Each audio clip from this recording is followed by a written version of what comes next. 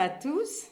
Nous sommes heureux de vous accueillir aujourd'hui, mardi 6 septembre 2022, à la médiathèque Jacques Prévert pour le lancement de la 8e édition de la Biennale internationale du livre d'artistes avec Philippe Boutibonne.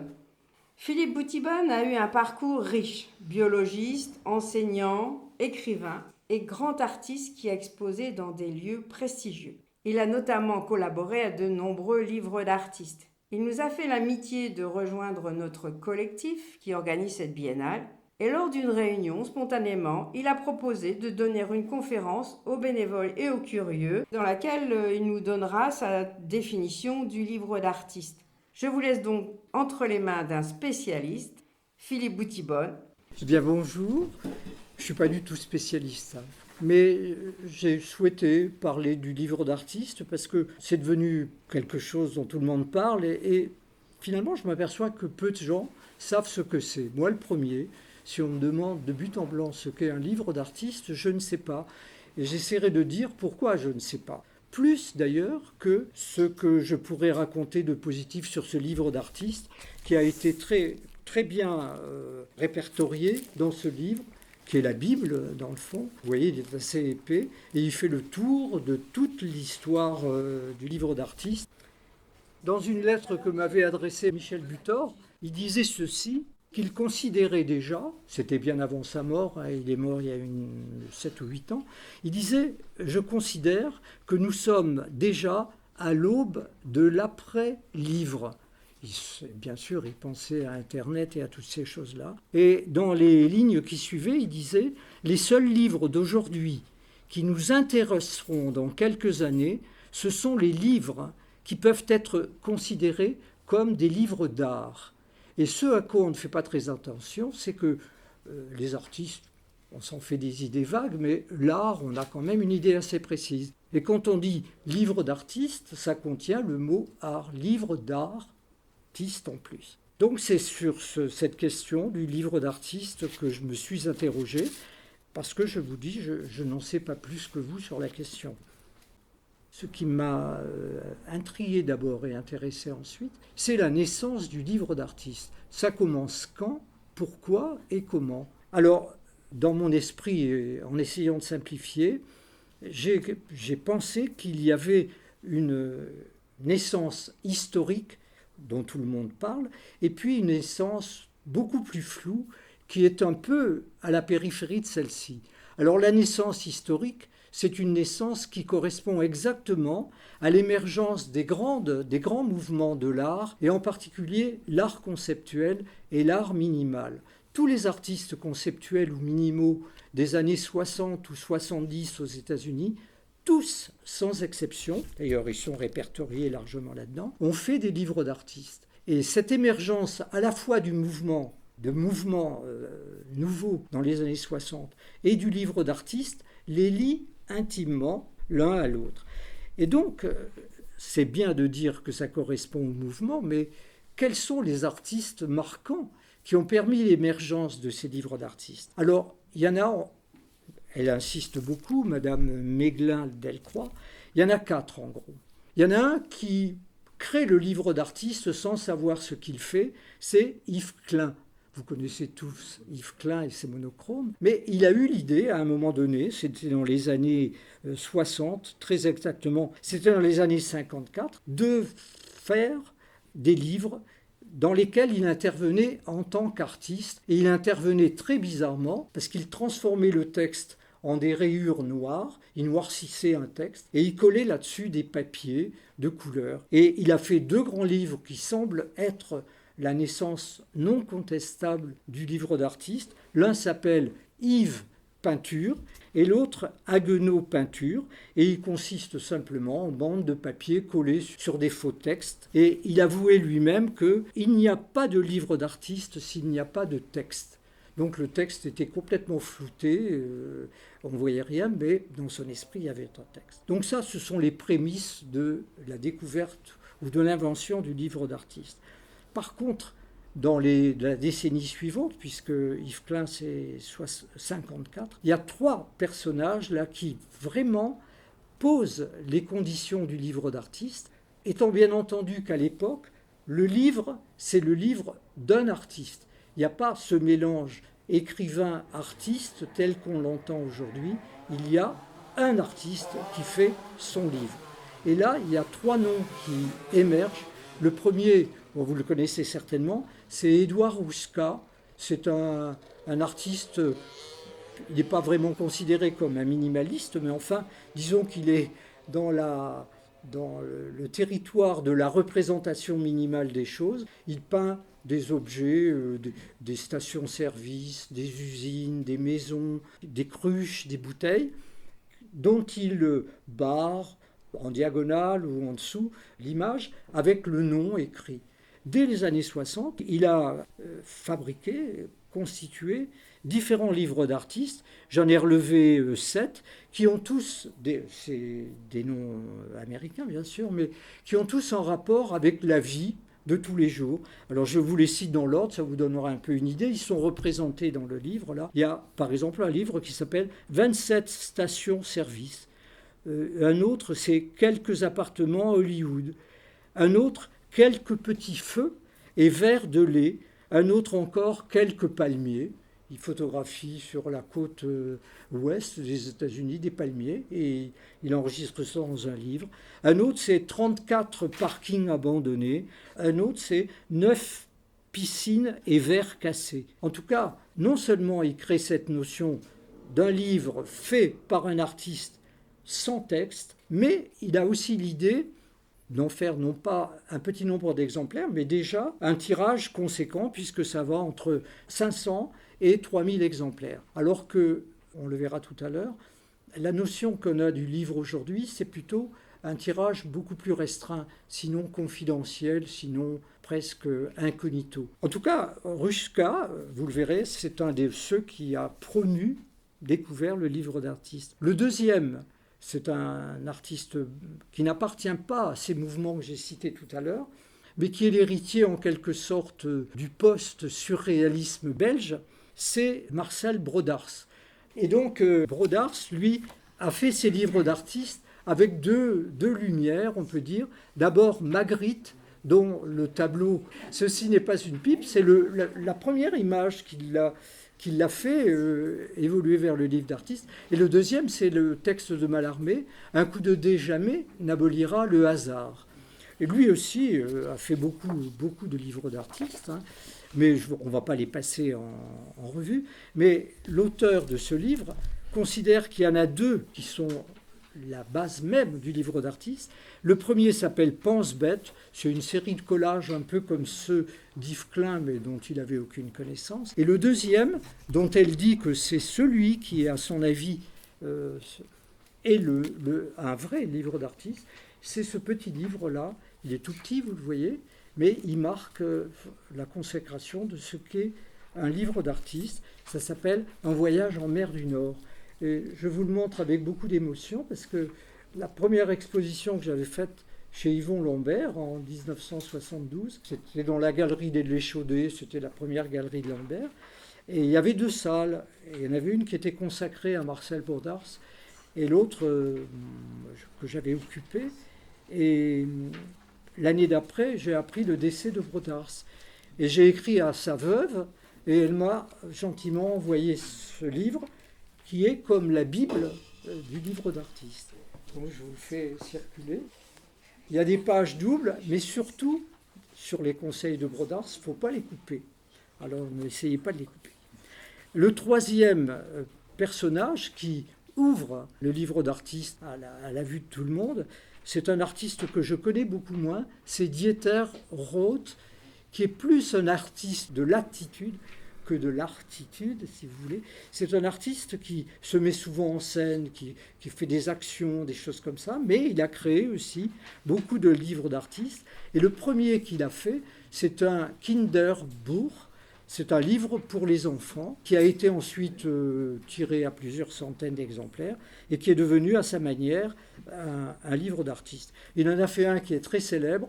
Je n'ai pas fait d'allemand, alors je ne sais pas comment ça se prononce, mais le titre c'est Schiss, je ne sais pas comment on dit, ça veut dire merde. Donc c'est un... Comment on dit Scheisse. Bon, voilà. Donc voilà, sur l'origine du livre d'artiste, je n'ai pas plus à en dire, puisque après, ça a proliféré vraiment. Ça, c'était la naissance, disons, américaniste du livre d'artiste, puisque ce sont surtout les artistes de mouvements liés à la modernité américaine qui ont créé ces livres d'artistes, à part bien sûr Brodars, Klein que j'ai cité. Mais en Europe, le flambeau a été repris peu de temps après par une maison d'édition qui s'appelait les éditions Génération et qui était élaborée par un artiste qui était un écrivain qui s'appelait Gervais Jassot. Et c'est lui qui a considéré que le livre d'artiste devait être constitué d'un écrit et d'une illustration. Et les premiers qu'il ait fait, je vous en fais circuler un, c'est un livre que j'avais écrit sur le dessinateur de la femme couchée de Dürer et qui était illustré par André-Pierre Arnal, qui reprend, je ne sais pas si vous vous souvenez de la gravure, mais le dessinateur, ici, regarde la femme couchée à travers une grille de fil tendu. Et André-Pierre Arnal avait fait cette illustration, je vous la fais circuler.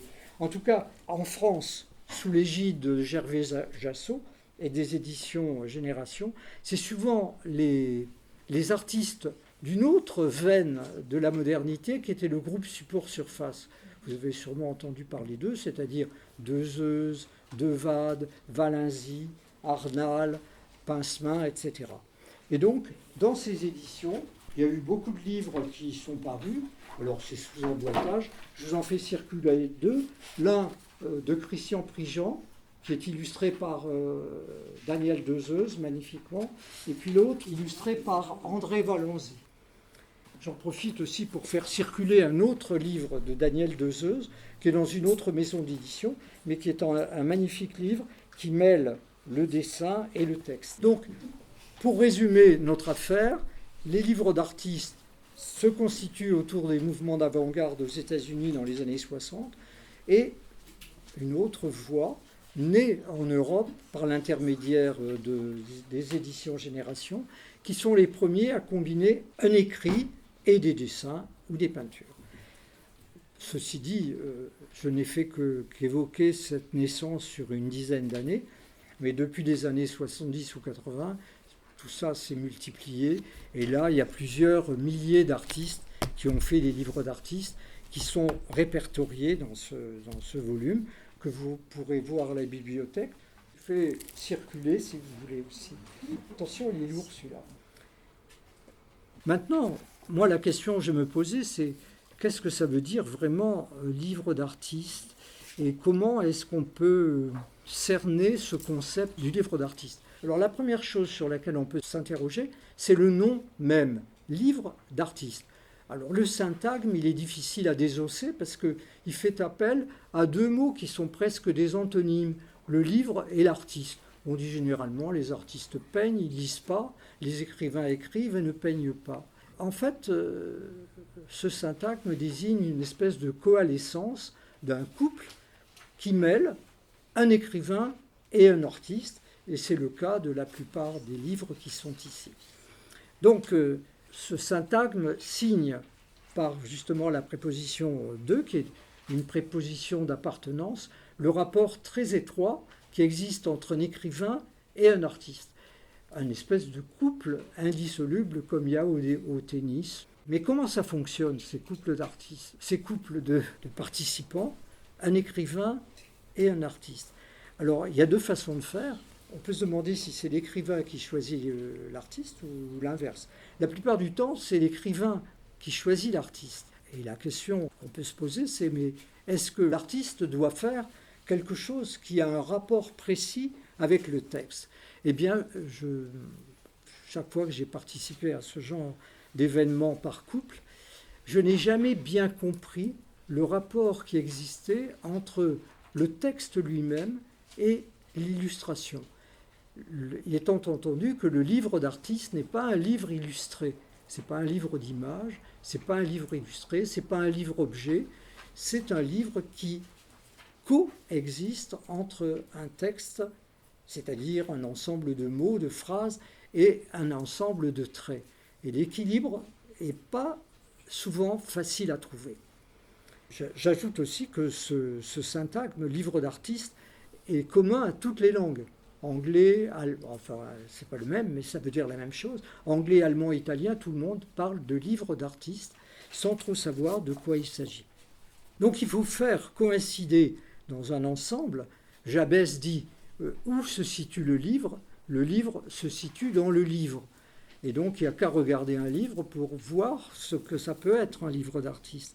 En tout cas, la magie ou l'espèce de mystère qui émane de ces objets d'art que sont les livres d'artistes, c'est que ça conjugue deux graphies différentes, l'écriture est une graphie, le dessin est une graphie, et les deux s'exercent sur les mêmes supports, le papier, selon les mêmes gestes, le geste de l'écriture ou du dessin, c'est exactement les mêmes, avec les mêmes contraintes. Cependant, dans le livre d'artiste, la contrainte est beaucoup plus contraignante, difficile pour l'artiste que pour l'écrivain qui produit un texte, et ce texte, en général, il colle sur toutes les surfaces. L'artiste, au contraire, doit se configurer au format lui-même du dessin. Il y en a qui sont carrés, il y en a qui sont rectangulaires, il y en a qui sont très longs, il y a des leporello en accordéon. Enfin, c'est assez difficile pour l'artiste de rejoindre les propos de l'écrivain. C'est peut-être très vague ce que je dis, parce qu'on m'a dit d'aller assez vite, alors je vais très vite. Quelles sont les qualités du livre d'artiste? Alors, ça dépend sans doute des individus qui y participent et de ceux aussi qui le regardent. En tout cas, moi j'ai relevé quelques caractéristiques, je ne dis pas que ce sont des qualités, qui me semblent attachées à ce qu'est le livre d'artiste. La première de ces qualités, me semble-t-il, c'est que c'est un travail personnel. Et l'idéal, ça serait que ça soit un travail tellement personnel qu'il n'existe qu'en un seul exemplaire. C'est quelque chose qui est tellement, enfin qui doit être tellement intime entre les deux participants qu'il n'y a pas de raison d'en étendre la parution par des multiplications, etc. Ce qui n'était pas le cas des grands premiers livres d'artistes américains. Pour revenir sur ce petit tirage, la deuxième qualité du livre d'artiste, c'est qu'il ne devrait pas y avoir de spéculation. Or là, la spéculation bat son train, parce que par exemple les premiers livres d'artistes de Édouard Ruchka, dont je vous parlais tout à l'heure, valaient quelques dollars. C'était des tirages René Hauté, tout ça, c'était pas très beau, mais enfin ça avait la chance d'exister. Et j'ai vu que récemment, à l'hôtel Drouot, le premier livre d'artiste, c'était sur les gasolines, sur les stations-service. Il s'est vendu plusieurs centaines d'euros, alors qu'il avait coûté que quelques dollars. Donc il y a une spéculation qui va, à mon avis, à l'encontre de ce qu'est le livre d'artiste. Une autre qualité, je trouve, qu'il devrait faire apparaître, c'est qu'il doit être simple et discret. Il y a des livres d'artistes qui sont des vraies créations telles que l'a formulé par exemple l'art abstrait des Américains des années 60. Mais à mon avis, c'est un objet tellement intime qu'on doit le considérer comme presque un art de la poche, un art exactement visible qu'on peut tenir entre les mains et non pas des grands formats de ce type-là. Enfin, c'est mon avis, hein. On pourra en discuter tout à l'heure. En plus, je trouve aussi qu'elle doit contenir cette notion de livre d'artiste, deux notions qui sont élaborées par les phénoménologistes, c'est-à-dire la notion d'objet d'usage, c'est quelque chose qui n'a pas de prix commercial, un livre d'artiste. Donc c'est un objet d'usage, mais c'est aussi un objet d'idéalité, un objet idéal, parce que l'artiste s'y projette entièrement.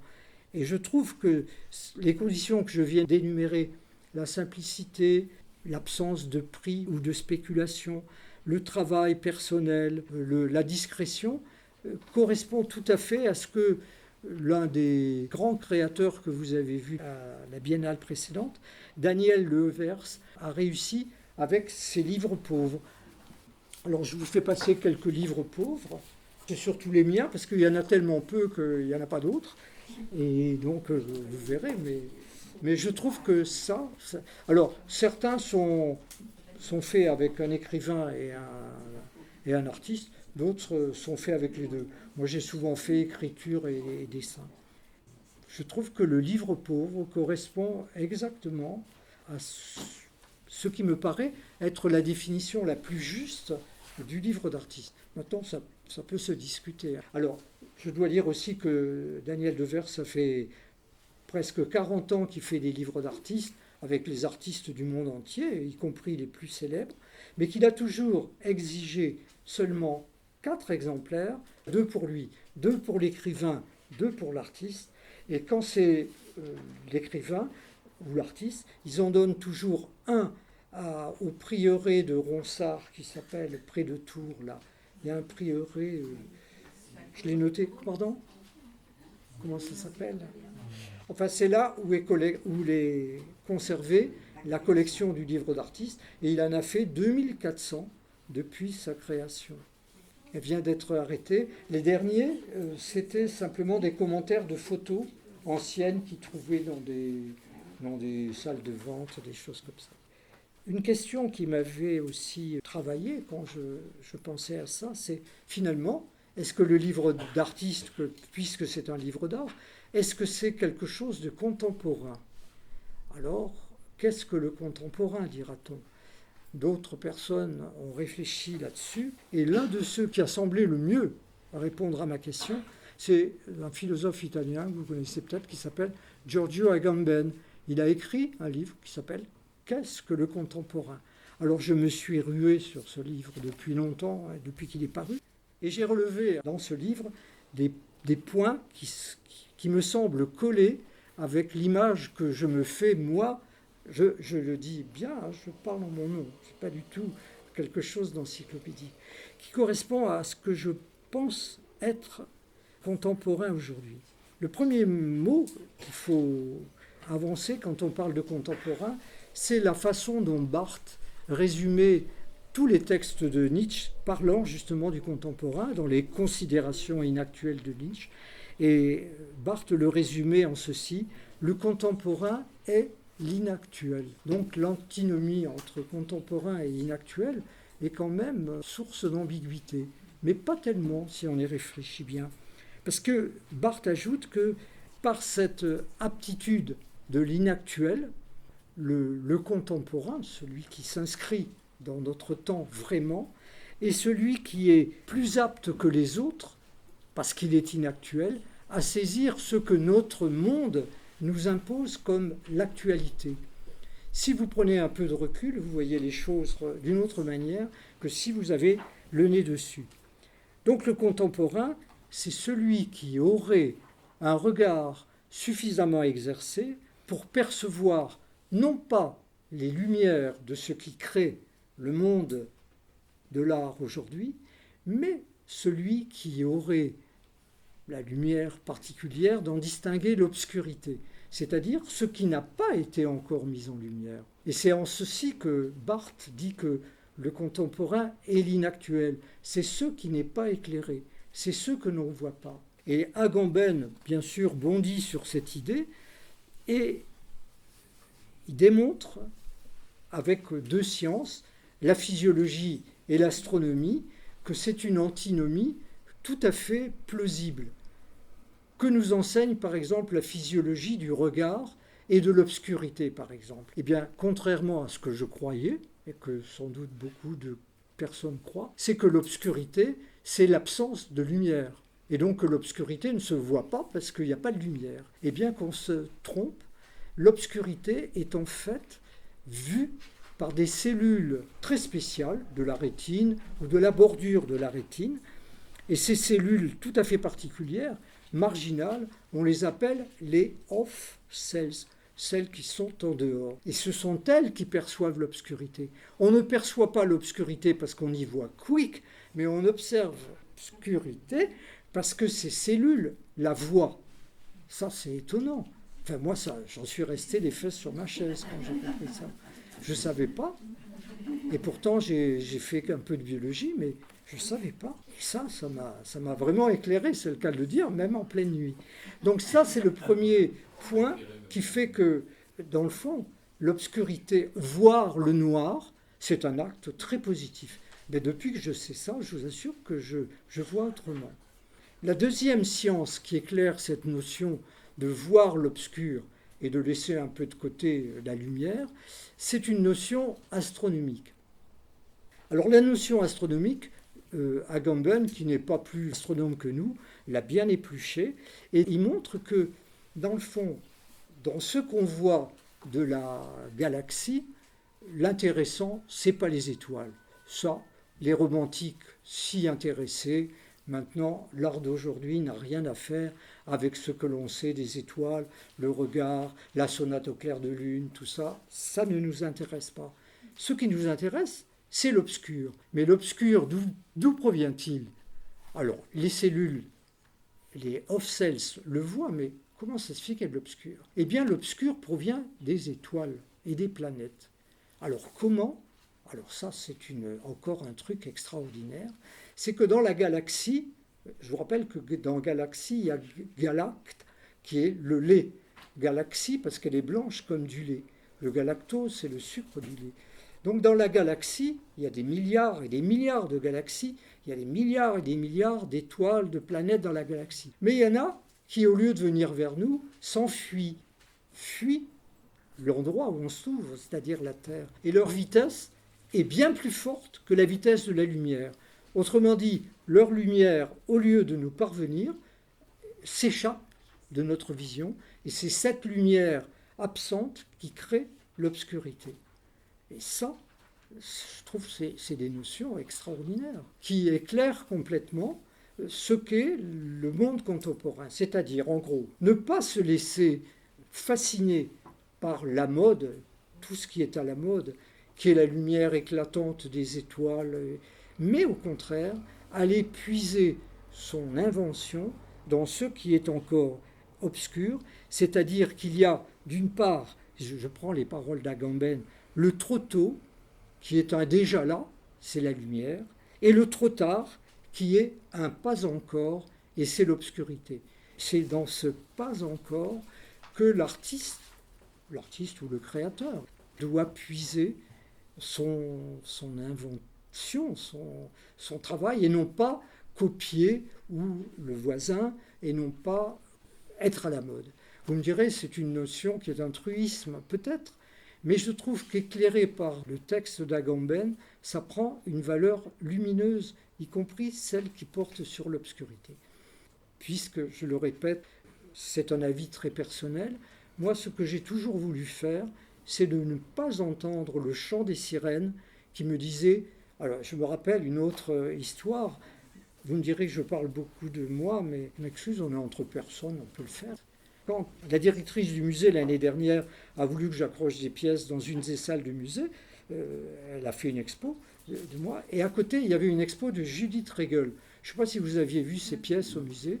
Judith Regel, c'est une peintre hongroise qui est morte il y a quelques années et qui faisait des tableaux gigantesques. Et la première expo que je faisais en dehors de chez Yvon Lambert à Paris, je l'avais faite avec Judith Regel.